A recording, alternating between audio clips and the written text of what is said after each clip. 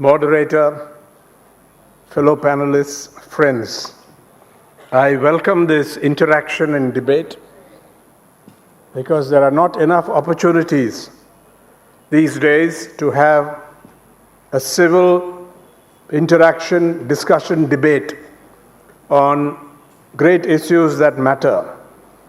We see in our own state, although there are opportunities like this and Swapan and others commend them, you see in elections around the corner and we have major political leaders who hate each other, who do not talk to each other, who cannot bear any mention of the other to their face, and so on. So even here, this kind of discussion on controversial issues, on contentious issues, take place, and I welcome that. Now, coming to the subject, I think we have covered a great deal of ground already, and it is not my intention to go over some of these issues, except to say whether I agree with them or not. Now, first, the topic itself. The series is called New Ideas for New India, and the event is titled Ideal India. Now, an ideal India is a utopian concept. Utopia, in the root meaning in Greek, means no place, describes a non-existent society in considerable detail, as they say. And the most celebrated, of course, as many of you know, are Plato's Republic and Thomas More's Utopia, written in the 16th century, the latter. So there is no such thing as an ideal India, in other words, a utopian India.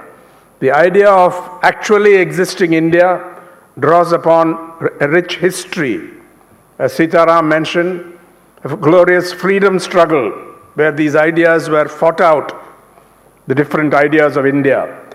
The rich resources of a great historical civilization, but something that is clearly a work in progress.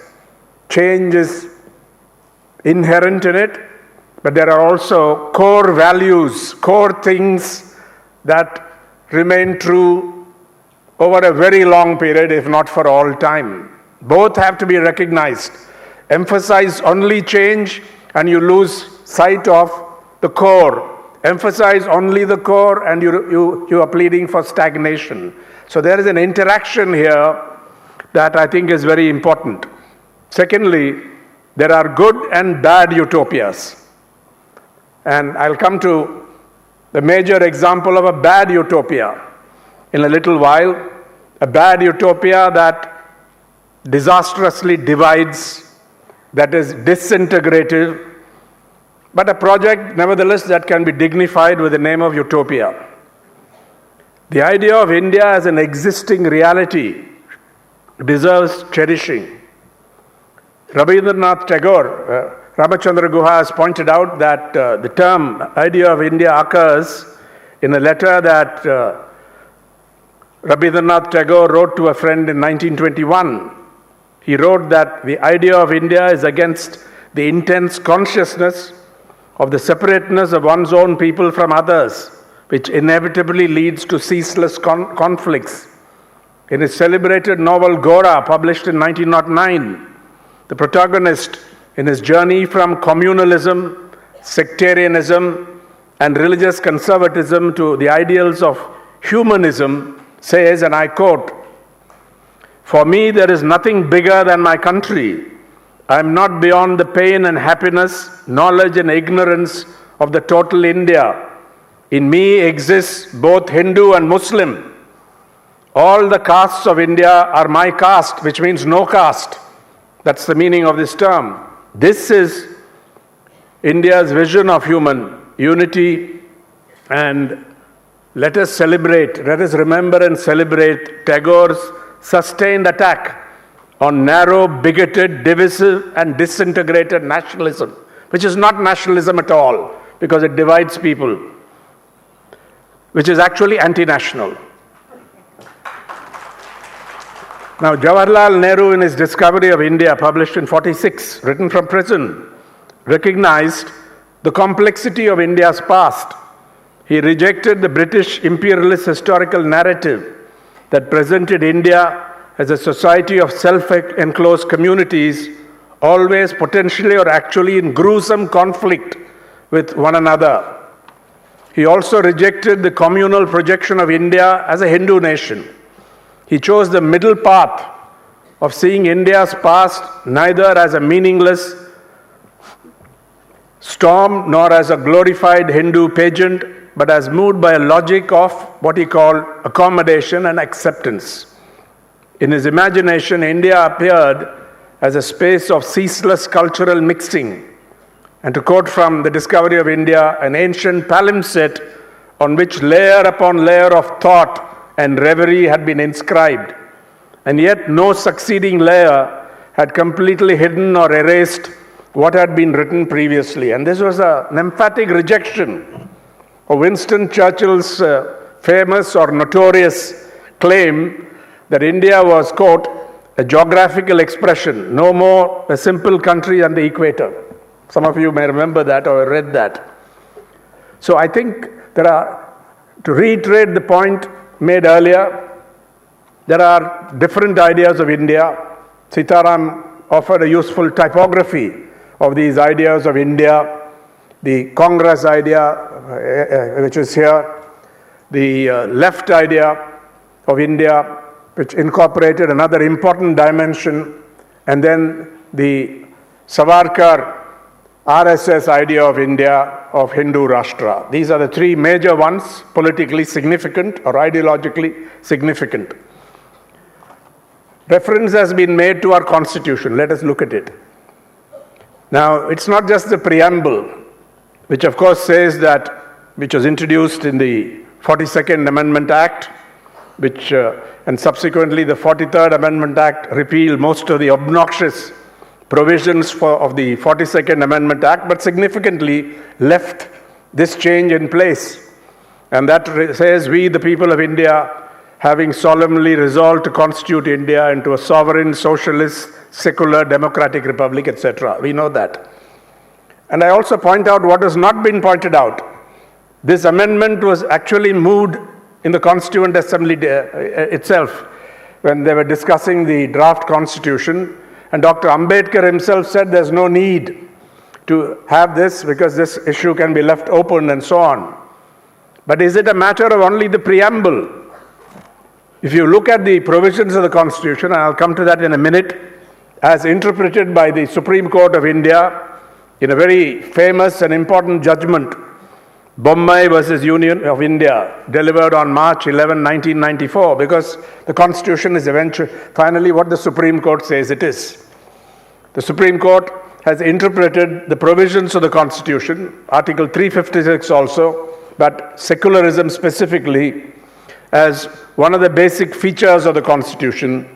It has held that secularism, a 9-member bench, and I don't see any judgment of the Supreme Court that is going to change or overthrow it in the conceivable future. 9-member bench, a constitution bench, delivering a very clear judgment on this point, unanimous, although there were different judgments. It held that secularism is a positive concept of equal treatment of all religions. This attitude, it pointed out, is described by some as one of neutrality towards religion or as one of benevolent neutrality.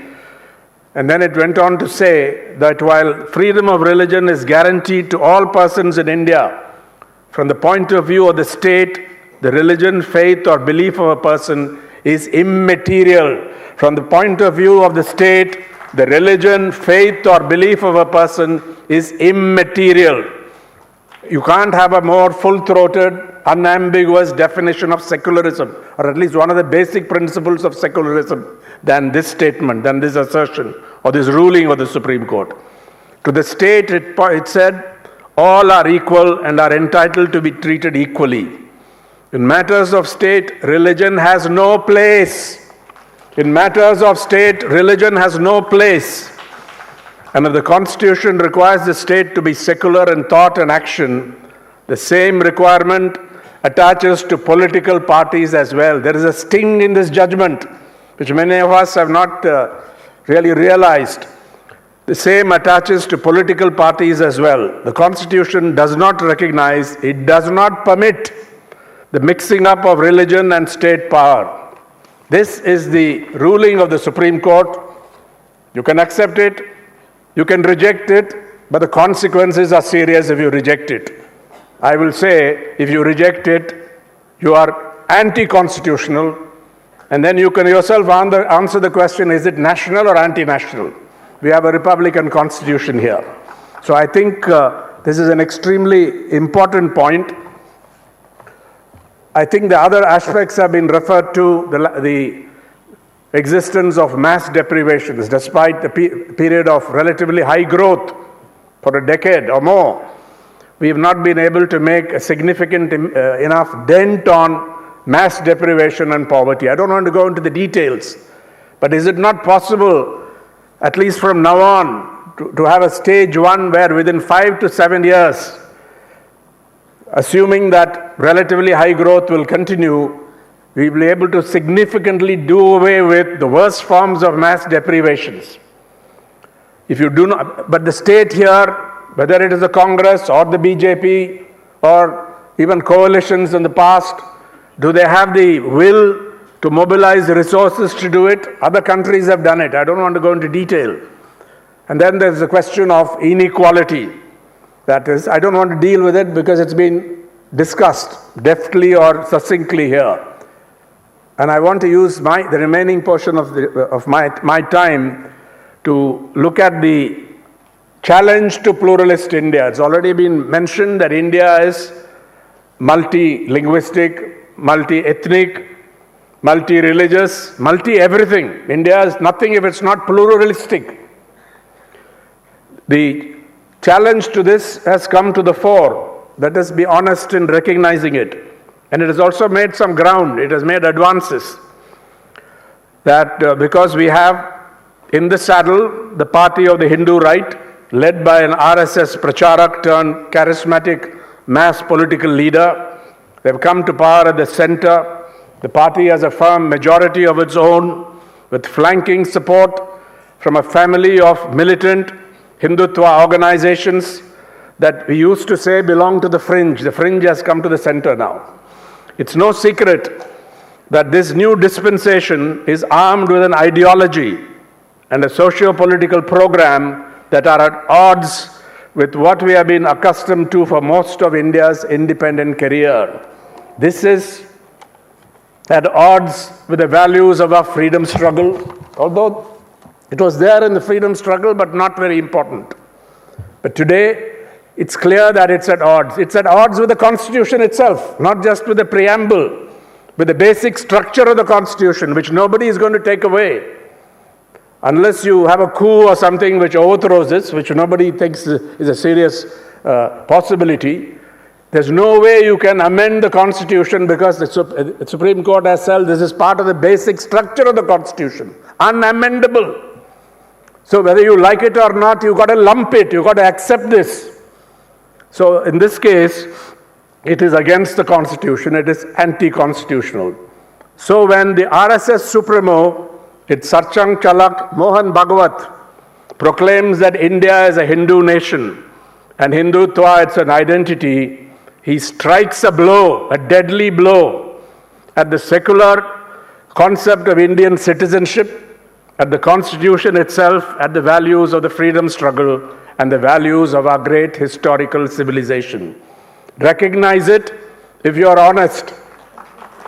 That's what it means.